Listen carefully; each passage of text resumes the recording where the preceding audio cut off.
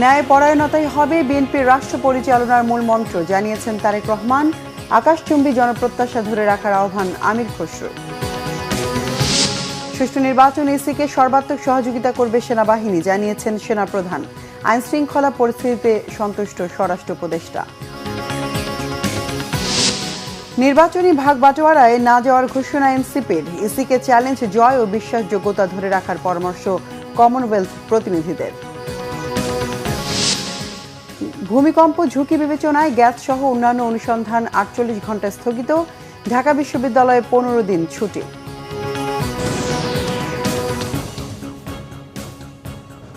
দেখছিলেন crown cement সংবাদ শিরোনাম। বিএনপির ভারপ্রাপ্ত চেয়ারম্যান তারেক রহমান বলেছেন, ন্যায় পরায়ণতাই হবে রাষ্ট্র পরিচালনায় বিএনপির মূল মন্ত্র। তিনি বলেন, ধর্মীয় ইস্যু নিয়ে বিরোধ কিংবা ভিন্ন মত অথবা হীনদলীয় রাজনৈতিক স্বার্থে ধর্মীয় বিধানের উদ্দেশ্যমূলক ব্যাখ্যা কখনো কখনো সমাজে অস্থিরতা সৃষ্টির কারণ হয়ে ওঠে। বিএনপি কখনো ইসলামের মূলনীতি এবং মৌলিক বিশ্বাসের সাথে আপোষ করেনি, ভবিষ্যতেও করবে না বলে উল্লেখ করেন তারেক রহমান। আহমেদ সরোয়ারের রিপোর্টে বিস্তারিত। রবিবার বিকালে বাংলাদেশ চীন মৈত্রী সম্মেলন কেন্দ্রে ইমাম খতিবদের জাতীয় সম্মেলনের আয়োজন করে সম্মিলিত ইমাম খতিব জাতীয় পরিষদ। এতে লন্ডন থেকে ভার্চুয়ালি যোগ দেন বিএনপির ভারপ্রাপ্ত চেয়ারম্যান তারেক রহমান। সম্মেলনে বিএনপির ভারপ্রাপ্ত চেয়ারম্যান তারেক রহমান বলেন, বিএনপি ইসলামী মূল্যবোধে বিশ্বাসী একটি রাজনৈতিক দল। তারা আল্লাহর উপর পূর্ণ আস্থা ও বিশ্বাস রেখেই দেশ পরিচালনা করতে চায়। ধর্মীয় ইস্যু নিয়ে বিরোধ কিংবা ভিন্ন মত অথবা হীন দলীয় রাজনৈতিক স্বার্থে ধর্মীয় বিধানের উদ্দেশ্যমূলক ব্যাখ্যা কখনো কখনো সমাজে অস্থিরতা সৃষ্টির কারণ হয়ে ওঠে।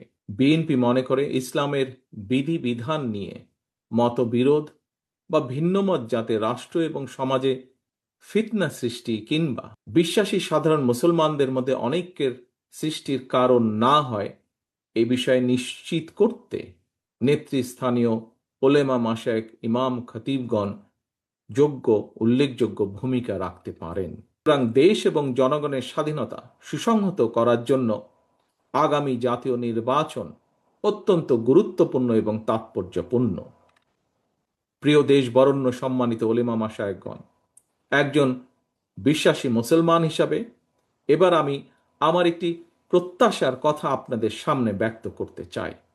মহানবীর ন্যায়পরায়ণতা নিয়ে মুসলমান, অমুসলমান, বিশ্বাসী, অবিশ্বাসী কারো মধ্যেই কোনো সংশয় ছিল না।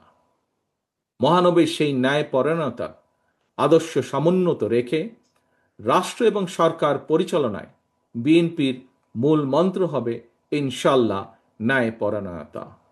তারেক রহমান বলেন, আগামী নির্বাচনে জনগণের ভোটে দেশ পরিচালনার দায়িত্ব পেলে ইমাম খতিবদের জন্য স্থায়ী সম্মানী ভাতার ব্যবস্থা করবে। লক্ষ লক্ষ মসজিদ, মাদ্রাসা, ইমাম, মুয়াজ্জিন, মাদ্রাসা শিক্ষার্থীকে রাষ্ট্রীয় অগ্রগতিমূলক কার্যক্রমের বাইরে রেখে দেশে কখনোই টেকসই উন্নয়ন করা সম্ভব নয়। এবং এই বাস্তবতা থেকে বিএনপি আগামী দিনের কর্মসূচিতে এ ব্যাপারে সুনির্দিষ্ট কর্মপরিকল্পনা গ্রহণ করেছে। সম্মিলিত ইমাম খতিব পরিষদের আজকের এই সম্মেলনে আপনারা আলেম, ওলেমা, ইমাম, খতিব ও মুয়াজ্জিনদের স্বার্থ সংশ্লিষ্ট বেশ কয়েকটি দাবি উপস্থাপন করেছেন। আপনাদের উপস্থাপিত দাবিগুলোর বেশ কয়েকটি দাবি অগ্রাধিকার ভিত্তিতে পূরণ করার সব রকম সুযোগ রয়েছে বলে আমি মনে করি। ইনশাআল্লাহ আল্লাহর রহমতে বিএনপি রাষ্ট্র পরিচালনার সুযোগ পেলে সার্ভিস রুল প্রণয়নের ব্যাপারে অগ্রাধিকার ভিত্তিতে বাস্তবায়নের উদ্যোগ বিএনপি সরকার গ্রহণ করবে ইনশাআল্লাহ। উপস্থাপিত অন্যান্য দাবিগুলো বাস্তবায়নের জন্য কার্যকর উদ্যোগ বিএনপি সরকার ইনশাআল্লাহ গ্রহণ করবে। তারেক রহমান নিজের জন্য, তার মা বিএনপি চেয়ারপারসন বেগম খালেদা জিয়ার সুস্থতা এবং তার দল বিএনপির জন্য ওলামা মাশায়েখদের কাছে দোয়া কামনা করেন। সমর্থন এবং সহযোগিতা। আহমেদ সরওয়ার, বাংলা ভিশন, ঢাকা। বিএনপি স্থায়ী কমিটির সদস্য আমির খসরু মাহমুদ চৌধুরী বলেছেন, বিএনপি সহিংসতার দিকে যাচ্ছে না। তারেক রহমান সহনশীল রাজনীতি করছে। জাতীয় প্রেস ক্লাবে বাংলাদেশ মেডিকেল বিশ্ববিদ্যালয়ে আয়োজিত এক আলোচনা সভায় তিনি আরও বলেন, বিএনপি কোনো সহিংস রাজনীতি করতে চায় না। বিএনপিকে নিয়ে মানুষের আকাশচুম্বী প্রত্যাশা, সেই প্রত্যাশা অনুযায়ী রাজনীতি করতে হবে। বিএনপির 31 দফার বিষয়গুলো সাধারণ মানুষের কাছে পৌঁছে দেওয়া হয়েছে। এখন জনগণ জানতে চায় বিএনপি তাদের জন্য কি করবে, কিভাবে বাস্তবায়ন করবে। তাই নেতাকর্মীদেরকে তারেক রহমানের বিশাল কর্মযজ্ঞ সাধারণ মানুষের কাছে পৌঁছে দেওয়ার পরামর্শ দেন আমির খসরু।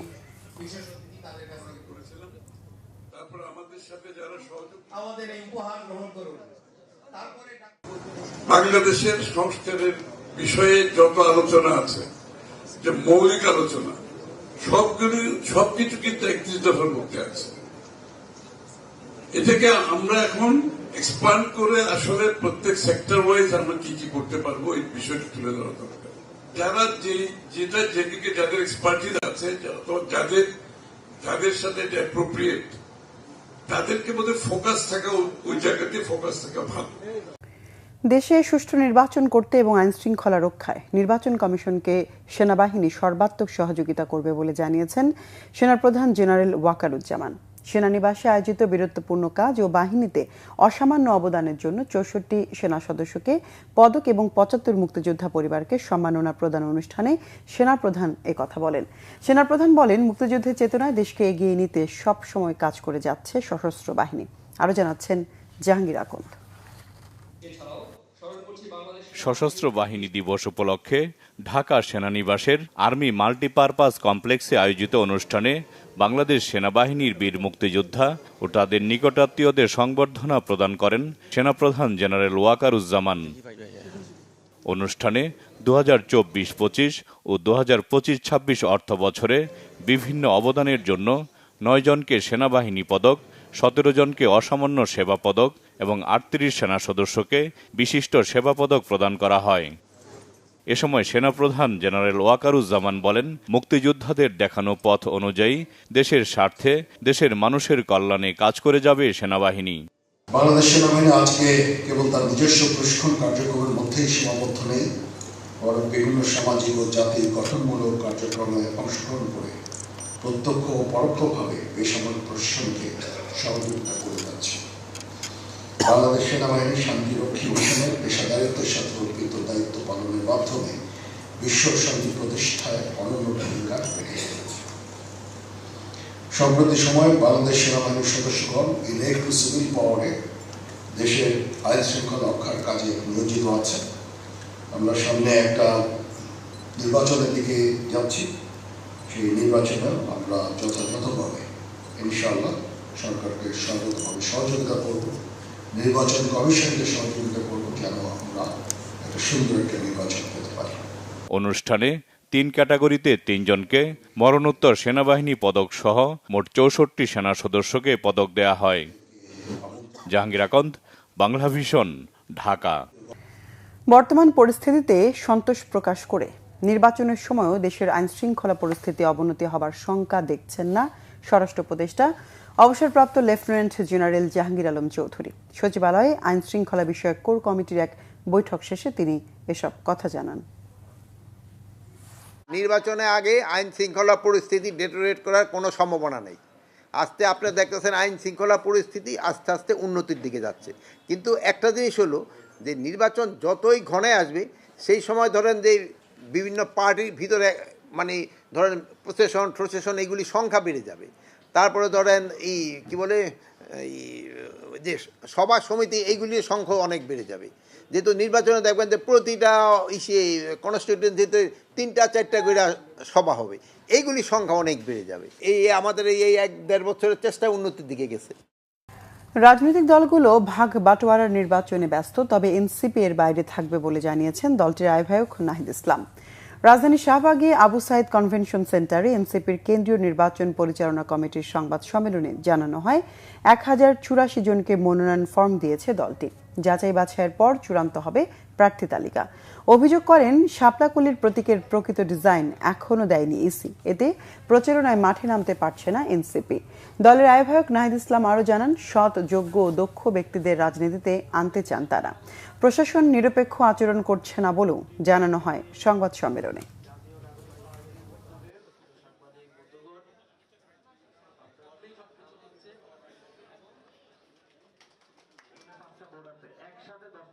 যে দলগুলো এখন মুখোমুখি দাঁড়িয়েছে, একসময় তারা বন্ধু ছিল, তারা কিন্তু একটা চক্রান্ত করছে। এই নির্বাচনকে একটা ভাগবাটোয়ারা, একটা সাজানো নির্বাচন, একটা সমঝোতার নির্বাচন করার পরিকল্পনা করছে। এবং এই ধরনের একটি নির্বাচন হলে বাংলাদেশের গণতন্ত্র ক্ষতিগ্রস্ত হবে। বাংলাদেশের যে নতুন সম্ভাবনা এবং গণ অভ্যুত্থানের মধ্য দিয়ে বাংলাদেশের যে নতুন রাজনৈতিক আকাঙ্ক্ষা তৈরি হয়েছে সেটা কিন্তু ব্যর্থ হবে। একই দিনে জাতীয় সংসদ নির্বাচন এবং গণভোট ইসির জন্য চ্যালেঞ্জ হবে বলে মনে করছে কমনওয়েলথ। এমনটাই জানিয়েছেন নির্বাচন কমিশনের সচিব আখতার আহমেদ। সকালে নির্বাচন ভবনে সিসি এএমএম নাসির উদ্দিনের সাথে বৈঠকে একথা জানিয়েছেন বাংলাদেশ সফররত সংস্থাটির মহাসচিব শার্লি বচুবে। তবে ইসি নির্বাচনী দায়িত্ব সুষ্ঠুভাবে পালন করবে এমন আশা তার। নির্বাচনের বিশ্বাসযোগ্যতা জরুরি বলে মন্তব্য করেন কমনওয়েলথ প্রতিনিধিরা। প্রবাসী ভোটিং নিয়ে ইসির চলমান উদ্যোগেরও প্রশংসা করেন তারা। বৈঠকে সংস্থাটির পক্ষ থেকে ইসি চাইলে প্রয়োজনীয় সহযোগিতা দেবে বলেও জানান। রেফারেন্ডামের কথা বলেছেন যে রেফারেন্ডামটা একদিনে হবে, এটা আমাদের একটা বাড়তি দায়িত্ব। আমাদের প্রস্তুতি সম্পর্কে ওনারা বলেছেন যে এটা আপনাদের একটা চ্যালেঞ্জ, কিন্তু আশা করেন যে আমাদের প্রস্তুতি নিয়ে আমরা যেভাবে আগাচ্ছি তাতে এটা আমরা সফল হব। প্রবাসী অবজারভার্স যারা আছেন বিদেশ থেকে আসবেন তাদের ক্ষেত্রেও আমরা বলেছি যে আমরা স্বাগত জানাচ্ছি এবং আসবেন, এবং আমরা আশা করি যে আমাদের এবারের যে free, fair, credible, participatory election যেটা হচ্ছে সেটা সম্পর্কে আমরা একটা ভালো রেজাল্ট পাবো। ভূমিকম্প ঝুঁকি বিবেচনায় 48 ঘণ্টা গ্যাস সহ অন্যান্য অনুসন্ধান কার্যক্রম স্থগিত রাখার নির্দেশনা দিয়েছেন বিদ্যুৎ ও জ্বালানি উপদেষ্টা। অন্যদিকে সবাইকে ভবন নির্মাণে বিল্ডিং কোড মানার অনুরোধ জানিয়েছেন স্বরাষ্ট্র উপদেষ্টা অবসরপ্রাপ্ত lieutenant general Jahangir Alam Chowdhury. Report Rishan নাসরুল্লাহর। দেশে গত 3 দিনে কয়েক দফায় ছোট বড় ভূমিকম্প হয়েছে। ভূমিকম্প ঝুঁকিতে রয়েছে রাজধানী ঢাকা ও সিলেট। এমন পরিস্থিতিতে সিলেটে চলমান গ্যাসকূপ খনন ও অনুসন্ধান কার্যক্রম নিয়ে তৈরি হয়েছে শঙ্কা। ঝুঁকি বিশ্লেষণ করে শ্রীকাইল, হবিগঞ্জ, বিয়ানীবাজার, রশিদপুর সহ 7টি কূপ খনন ও ওয়ার্কওভার কার্যক্রম 48 ঘণ্টা বন্ধ রাখার নির্দেশনা দিয়েছে জ্বালানি মন্ত্রণালয়।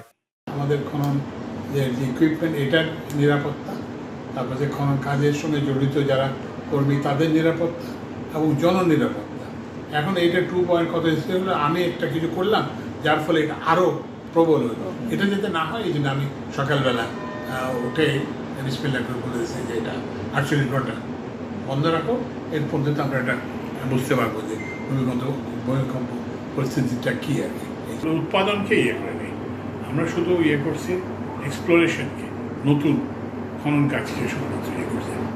এদিকে দেশের সার্বিক পরিস্থিতি নিয়ে সচিবালয়ে বৈঠক করে স্বরাষ্ট্র মন্ত্রণালয়। পরে সাংবাদিকদের উপদেষ্টা জানান ভূমিকম্পের অল্প ক্ষয়ক্ষতির ক্ষেত্রে ফায়ার সার্ভিসের সক্ষমতা রয়েছে। আমাদের সবাই যেসব বাড়ি ঘর তৈরি করি এগুলির সময় আমাদের একটু দেখতে হবে ওই যে বিল্ডিং কোডটা যেন মেনে চলা হয়। যদি বিল্ডিং কোড না মেনে চললে কিন্তু এই ভবিষ্যতে আরও অবস্থা খারাপ হওয়ার সম্ভাবনা। আরেকটা জিনিস হলো আমাদের থেকে জলাশয় টলাশয় ভরে ওখানে কিন্তু আমরা বিল্ডিং করে ফেলি, ওইগুলিও কিন্তু খুব একটা রিস্কি থাকে। একটা থেকে আরেকটা 1.5 ঘন্টা পরে আবার হইতে পারে বা এরকম একটা সম্ভাবনা থাকে বা তাই থাকে, কিন্তু ওই লোকজন গিয়া কোথায় দাঁড়াবে ওরকম আমাকে দাঁড়ানোর মাঠও নাই অনেক জায়গায়। এই সবগুলির দিকে আমাদের ভবিষ্যতে যেসব এই যে ইসের জন্য রাজুক ঠাজুকরা যেসব প্ল্যান পাস করবে সেসব এইগুলির দিকে খেয়াল রাখতে হবে। ভূমিকম্পের সতর্কতার জন্য আর্লি ওয়ার্নিং অ্যাপ চালুর বিষয়ে সরকার ভাবছে বলেও জানান স্বরাষ্ট্র উপদেষ্টা। রিশান নাসরুল্লাহ, বাংলা ভিশন, ঢাকা। ভূমিকম্প পরবর্তী জরুরি পরিস্থিতিতে আগামী 6 ডিসেম্বর পর্যন্ত ঢাকা বিশ্ববিদ্যালয় বন্ধের সিদ্ধান্তের পর থেকে হল ছাড়তে শুরু করেছে শিক্ষার্থীরা। সকাল থেকেই প্রয়োজনীয় জিনিসপত্র নিয়ে হল ছাড়তে থাকেন তারা। বিশ্ববিদ্যালয়ের এমন সিদ্ধান্তকে ইতিবাচক বলছেন শিক্ষার্থীরা। এদিকে শিক্ষার্থীদের কথা বিবেচনায় রেখে হলগুলোর ক্ষয়ক্ষতি পর্যবেক্ষণ ও সংস্কার করার প্রয়োজন হল বন্ধের সিদ্ধান্ত নিয়েছে বিশ্ববিদ্যালয় কর্তৃপক্ষ। সাম্প্রতিক ভূমিকম্প ও পরবর্তী আফটার শকের কারণে শিক্ষার্থীরা শারীরিক ও মানসিকভাবে বিপর্যস্ত হওয়ায় তাদের সার্বিক নিরাপত্তাকে সর্বোচ্চ গুরুত্ব দিয়ে এই সিদ্ধান্ত নেওয়া হয়েছে বলে জানানো হয়। এমন সিদ্ধান্ত শিক্ষার্থীদের মানসিক অবস্থার উন্নতি ঘটাবে বলেও মনে করছেন অনেক শিক্ষার্থী। সিন্ডিকেট সভার সিদ্ধান্ত অনুযায়ী আগামী 6 ডিসেম্বর পর্যন্ত 15 দিন বিশ্ববিদ্যালয়ের সব ক্লাস ও পরীক্ষা বন্ধ থাকবে।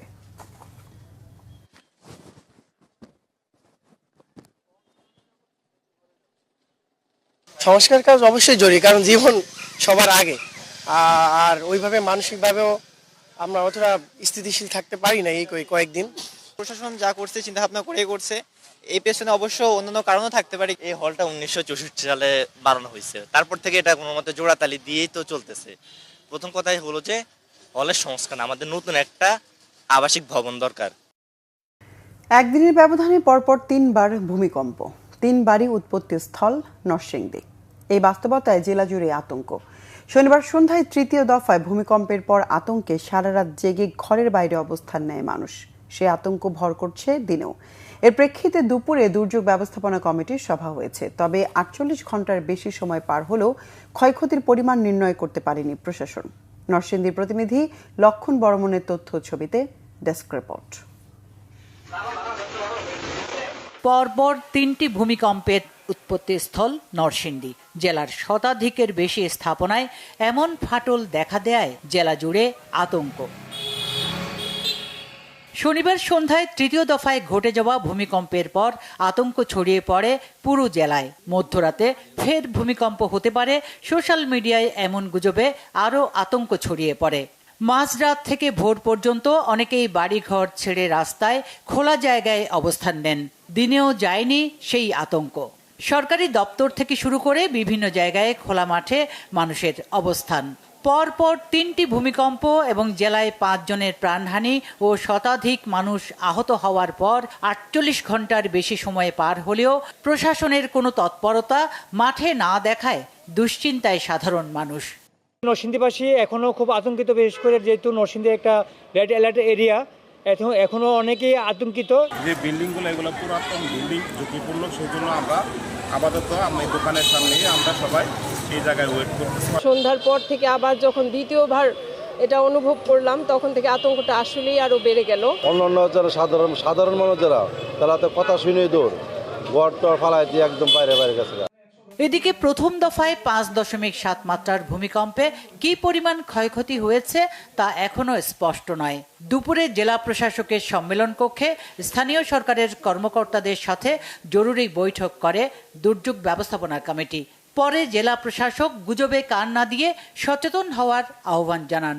যেহেতু ছুটির দিন ছিল, অনেক কর্মকর্তা স্টেশনে ছিল না বা বিভিন্ন কারণে যোগাযোগ সমস্যা ছিল, সকল তালিকা আমরা চূড়ান্তভাবে পাইনি। তবে আগামী 48 ঘন্টার মধ্যে আজকে জেলা দুর্যোগ ব্যবস্থাপনা কমিটি সবার মাধ্যমে আমি নির্দেশনা দিয়েছি। আগামী 48 ঘন্টার মধ্যে উপজেলা পর্যায়ে এবং জেলা পর্যায়ে সকল অফিসের ক্ষয়ক্ষতির তালিকা সহ এবং ক্ষয়ক্ষতির পরিমাণ সহ আমাদের দাখিল করা হলে তখন আমরা সার্বিকভাবে সরকারের সংশ্লিষ্ট কর্তৃপক্ষকে জানাবো এবং আপনাদের নিকট উপস্থাপন করব। গত শুক্রবার সকাল 10:37 5.7 মাত্রার ভূমিকম্প হয়, যার উৎপত্তি স্থল ছিল নরসিংদীর মাধবদী থেকে। এরপর শনিবার সকালে দ্বিতীয় দফায় 3.7 মাত্রা এবং সন্ধ্যায় তৃতীয় দফায় 4.3 মাত্রার ভূমিকম্প অনুভূত হয়। Bangla Vision news desk. সার কারখানায় ব্যবহৃত প্রাকৃতিক গ্যাসের দাম প্রতি ইউনিটে 16 টাকা থেকে বাড়িয়ে 29 টাকা 25 পয়সা করার ঘোষণা দিয়েছে Bangladesh energy regulatory commission BRC. রবিবার বিআরসি কার্যালয়ে এক সংবাদ সম্মেলনে এই তথ্য জানান কমিশন চেয়ারম্যান জালাল আহমেদ। বলেন, এই মূল্যবৃদ্ধির উদ্দেশ্য ভর্তুকি কমিয়ে 4টি বন্ধ থাকা সার কারখানা চালু করা এবং গ্যাস ও সারের মূল্যমানের পার্থক্য কমানো। এটি প্রথমবারের মতো সার কারখানায় গ্যাসের দামকে আলাদাভাবে বাড়ানো হচ্ছে, যেখানে পেট্রোবাংলা ও গ্যাস বিতরণ কোম্পানিগুলো প্রতি ইউনিট গ্যাসের দাম 40 টাকা করার প্রস্তাব করেছিল। কমিশন জানায় 2019 সালের 30 জুনের প্রজ্ঞাপন অনুসারে সার গ্রাহকদের ক্ষেত্রে প্রতি ঘনমিটারে মাসিক অনুমোদিত লোডের বিপরীতে 0.10 টাকা হারে ডিমান্ড চার্জ অপরিবর্তিত থাকবে।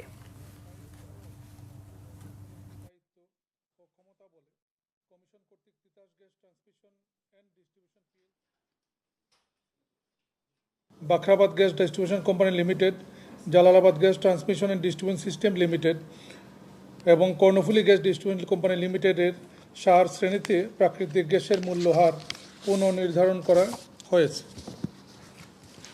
সার্বিক বিষয়সমূহ পর্যালোচনা ও বিশ্লেষণান্তে কমিশনের আদেশ হচ্ছে যে সার শ্রেণীতে প্রাকৃতিক গ্যাসের ভোক্তা পর্যায়ে মূল্যহার প্রতি ঘন মিটার 29.25 টাকা পুনর্নির্ধারণ করা হলো।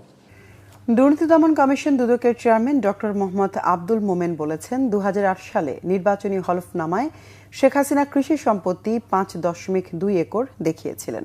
তবে দুদকের অনুসন্ধানে মিলেছে 29 একর। দুদক বিষয়টি নিয়ে কাজ করলেও মনোনয়ন বাতিলের কাজ বাস্তবায়ন করতে পারেনি। সকালে সিলেটের দক্ষিণ সুরমার আলমপুরে দুদকের বিভাগীয় কার্যালয়ের ভবনের ভিত্তিপ্রস্তর স্থাপন শেষে তিনি এসব কথা বলেন। ডক্টর মোহাম্মদ আব্দুল মমিন বলেন, দুদকের কাজ নিয়ে কোনো ধরনের চাপ নেই, তবে নানা সীমাবদ্ধতা আছে। নির্বাচন বিষয়ে দুদক চেয়ারম্যান বলেন, প্রার্থী যে দলেরই হোক সৎ লোককে নির্বাচিত করতে হবে। নির্বাচনে প্রার্থীদের হলফনামায় দেশি বিদেশি আয়ের হিসেব দিতে হবে। 2008 সালের নির্বাচনে আমাদের সাবেক প্রধানমন্ত্রী যিনি দেশ ছেড়ে পালিয়ে গেছেন, তিনি যে সম্পদ বিবরণী দাখিল করেন তাতে শুধু একটা উদাহরণ দেই, তাতে কৃষি সম্পত্তির পরিমাণ তিনি সেখানে দেখিয়েছেন 5.21 একর। আর আমরা যখন অনুসন্ধান করতে যাই আমরা পেয়ে যাই 29 একর। তাহলে আপনার কি দাঁড়ায়? তাহলে আপনার শুরুতেই তো আপনার সেই নমিনেশনটা বাতিল হওয়ার কথা ছিল। আপনারা যদি অসৎ লোক নির্বাচন করেন আপনাদের কপালে সেরকমই ঘটবে। কাজে আপনারা শুরু থেকেই সৎ আগে দেখে নেবেন কোন লোকটা সৎ। কৃষি ঋণ ও প্রণোদনা বিতরণে দুর্নীতি অনিয়মের অভিযোগে রাঙামাটির লংগদু উপজেলা কৃষি ব্যাংকে অভিযান চালিয়েছে দুদক। রবিবার সকালে রাঙামাটির দুর্নীতি দমন কমিশনের সহকারী পরিচালক আহমেদ ফরহাদ হোসেন ও দুর্নীতি দমন কমিশনের সহকারী পরিচালক মোহাম্মদ রাজু আহমেদের নেতৃত্বে দুদকের 5 জনের একটি টিম লংগদু উপজেলা কৃষি ব্যাংকে অভিযান পরিচালনা করেন। কৃষকদের সাথে তারা কথা বলে নিশ্চিত হয়েছেন ব্যাংক থেকে নির্ধারিত শস্য ঋণ দেখিয়ে কৃষকদের বরাদ্দ প্রাপ্ত ঋণের চেয়ে কৃষকদের টাকা কম দেখানো হয়েছে। আরও কিছু অনিয়মও পেয়েছে দুদকের তদন্তকারী দল। চট্টগ্রামের বাঁশখালীতে নিখোঁজের 3 দিন পর নিজ বাড়ির উঠানের গর্ত থেকে এক বৃদ্ধের লাশ উদ্ধার করেছে পুলিশ। সকালে উপজেলার কালীপুর ইউনিয়নের পূর্ব টেমাপাড়া থেকে মরদেহ উদ্ধার করে পুলিশ। নিহত আশরাফ মিয়া উপজেলার পূর্ব টেমাপাড়া মৃত ফকিরের ছেলে।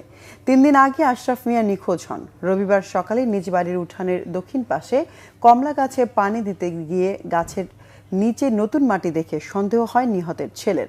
পরে মাটি খুঁড়ে নিখোঁজ আশরাফ মিয়ার লাশ উদ্ধার করা হয়। মরদেহের মাথায় কয়েকটি আঘাতের চিহ্ন পাওয়া গেছে। ময়নাতদন্তের জন্য চট্টগ্রাম মেডিকেল কলেজ হাসপাতাল মর্গে পাঠানো হয়েছে। কেন কারা এই হত্যাকাণ্ড ঘটিয়েছে পুলিশ তা তদন্ত করছে। এদিকে রবিবার মধ্যরাতে পিরোজপুর সদর উপজেলার পশ্চিম দুর্গাপুর গ্রামে গণপিটুনিতে এক ডাকাতের মৃত্যু হয়েছে। আহত হয়েছেন একজন। পুলিশ ঘটনাস্থলে পৌঁছে আহত দুজনকে উদ্ধার করে হাসপাতালে নিয়ে যায়। কর্তব্যরত চিকিৎসক এক ডাকাতকে মৃত ঘোষণা করেন। দেশের বিভিন্ন জায়গার আরো কিছু খবর নিয়ে এখন একটি ডেস্ক রিপোর্ট। খাগড়াছড়িতে সনাতন সম্প্রদায়ের নেতাদের সাথে মতবিনিময় করেছেন বিএনপির সহ কর্মসংস্থান বিষয়ক সম্পাদক ও খাগড়াছড়ি আসনে মনোনীত প্রার্থী ওয়াদুদ ভূঁইয়া। এ সময় হিন্দু সম্প্রদায়ের উন্নয়ন নিরাপত্তা নিশ্চিতের আশ্বাস দেন তিনি। রংপুর নগরীর শতবর্ষী শ্যামাসুন্দরী খালে পরিচ্ছন্নতা অভিযান শুরু করেছে রংপুর 3 আসনে বিএনপি মনোনীত প্রার্থী মহানগর বিএনপির আহ্বায়ক শামসুজ্জামান শামু। নগরীর চেকপোস্ট এলাকায় উদ্বোধনী অনুষ্ঠানে তার সাথে ছিলেন জেলা যুব দলের সভাপতি নাজমুল আলম নাজু সহ বিএনপি ও সহযোগী সংগঠনের নেতাকর্মীরা। সুনামগঞ্জ 1 আসনের বিএনপি মনোনীত প্রার্থী আনিসুল হকের ধানের শীষের সমর্থনে প্রচার মিছিল হয়েছে। তাহিরপুর উপজেলার বাদারঘাট বাজারে এই মিছিল হয়। খুলনায় সাংবাদিকদের সাথে মতবিনিময় সভা করেছেন খুলনা 2 আসনের ধানের শীষের প্রার্থী নজরুল ইসলাম মঞ্জু। স্থানীয় প্রেস ক্লাবের সভায় তিনি বলেন, মহানগর বিএনপির ব্যানারে সবাই মিলে ভোটের জন্য মাঠে নামব, তবে দলে যারা বিতর্কিত তারা প্রচারণার বাইরে থাকবে। নির্বাচনে ধানের শীষের বিজয় নিশ্চিতে ও তারেক রহমান ঘোষিত 31 দফা জনগণের কাছে পৌঁছে দিতে কুষ্টিয়া 4 আসনের 2 উপজেলায় মোটরসাইকেল শোভাযাত্রা হয়েছে। গাইবান্ধার সাদুল্লাপুর উপজেলার বিভিন্ন শিক্ষা প্রতিষ্ঠানের শিক্ষকদের সাথে মতবিনিময় সভা করেছে বিএনপি। এ সময় বক্তব্য রাখেন গাইবান্ধা 3 আসনে বিএনপির মনোনীত প্রার্থী অধ্যাপক ডাক্তার সৈয়দ মইনুল হাসান সাদিক সহ অন্যরা। নোয়াখালী সদর উপজেলার নোয়ানই ইউনিয়নে বিএনপির প্রয়াত নেতাকর্মীদের স্মরণে এবং প্রবীণ নবীনদের সম্মাননা ও বরণ সমাবেশ হয়েছে। নোয়ানই ইউনিয়ন হাই স্কুল অডিটোরিয়ামে এর আয়োজন করে আমরা বিএনপি পরিবার। এতে প্রধান অতিথির বক্তব্য রাখেন প্রবীণ বিএনপি নেতা শামসুল ইসলাম। পর্যটন কর্পোরেশনের সাবেক চেয়ারম্যান আহমেদ কামাল বিলুর 8ম মৃত্যুবার্ষিকী উপলক্ষে বগুড়ার গাবতলী উপজেলার মহিষাবানে নিজ বাড়িতে দোয়া ও মিলাদ মাহফিলের আয়োজন করা হয়। পরে আলোচনা সভায় প্রধান অতিথি ছিলেন বিএনপি চেয়ারপারসনের উপদেষ্টা হেলালুজ্জামান তালুকদার লালু। গাজীপুরে সাংবাদিকদের সাথে মতবিনিময় সভা করেছেন মেট্রোপলিটন পুলিশের নবনিযুক্ত police commissioner Mohammad Israil Howlader. GMP হেডকোয়ার্টারের সম্মেলন কক্ষে এ সভা হয়। বাগেরহাটের গজালিয়া আদর্শ হাইস্কুলের অবসরপ্রাপ্ত প্রধান শিক্ষক সলিল বরণ পাইক, সহকারী প্রধান শিক্ষক সন্তু কুমার সরকার, সিনিয়র শিক্ষক আবুল কালাম আজাদ, সিনিয়র শিক্ষক মোহাম্মদ শহীদুল্লাহ এবং সিনিয়র শিক্ষক সাধন কুমার হাওলাদারকে বিদায় সংবর্ধনা ও দোয়া মাহফিল অনুষ্ঠিত হয়েছে। কৃষি গবেষণা ইনস্টিটিউটের সিনিয়র বৈজ্ঞানিক কর্মকর্তা মোহাম্মদ কামরুল ইসলামের সভাপতিত্বে এতে প্রধান অতিথি ছিলেন বিদ্যালয়ের সাবেক শিক্ষার্থী, বিআরটি এর পরিচালক, এনফোর্সমেন্ট যুগ্ম সচিব মোহাম্মদ জাকির হোসেন শেখ। অসহায় ও দরিদ্রদের মধ্যে বিতরণের জন্য সিলেটের জেলা প্রশাসক মোহাম্মদ সরওয়ার আলমের কাছে বিপুল পরিমাণ কম্বল হস্তান্তর করেছে বেসরকারি সংস্থা আশা। জেলা প্রশাসক কার্যালয়ে এই কম্বল হস্তান্তর করেন সংস্থার কর্মকর্তারা। ভৈরব উপজেলার সর্বস্তরের হিন্দু সম্প্রদায়ের সামাজিক নিরাপত্তা ও মানবিক ভৈরব গড়ার লক্ষ্যে মতবিনিময় সভা হয়েছে। এতে প্রধান অতিথি ছিলেন কেন্দ্রীয় বিএনপির সাংগঠনিক সম্পাদক, কিশোরগঞ্জ জেলা বিএনপির সভাপতি মোহাম্মদ শরীফুল আলম। পাবনার বাসিন্দা হাফসা ধর্ষণ ও নির্মম হত্যার অতি দ্রুত তদন্ত ও আসামিদের অবিলম্বে ফাঁসির দাবিতে সংবাদ সম্মেলন করেছে নিহতের পরিবার। স্থানীয় প্রেস ক্লাবে সংবাদ সম্মেলন হয়। ঠাকুরগাঁওয়ে জাপানিজ ভাষা প্রশিক্ষণ কেন্দ্রের উদ্বোধন করা হয়েছে। পীরগঞ্জ উপজেলার ফয়জুল শিরিন প্রফেশনাল ট্রেনিং সেন্টারের আয়োজনে এর উদ্বোধন করেন জাপানিজ প্রতিনিধি শিনিজ তাঙ্গে ও Nao Tange. Nazneen Akter, Bangla Vision news desk. সংবাদ শেষ করব ক্রাউন সিমেন্ট শিরোনামগুলো আরেকবার জানিয়ে।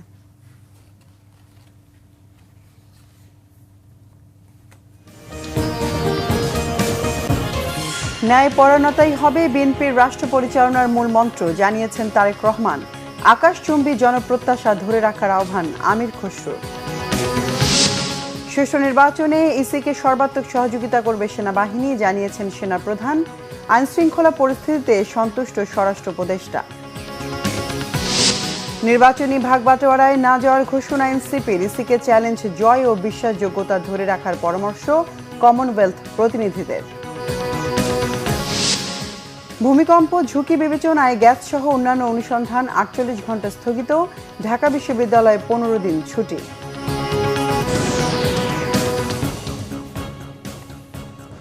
দর্শকে ছিল এখনকার মতো, পরের সংবাদ সন্ধ্যা 7:30টায় দেখার আমন্ত্রণ রইল। এতক্ষণ সঙ্গে থাকায় ধন্যবাদ সবাইকে।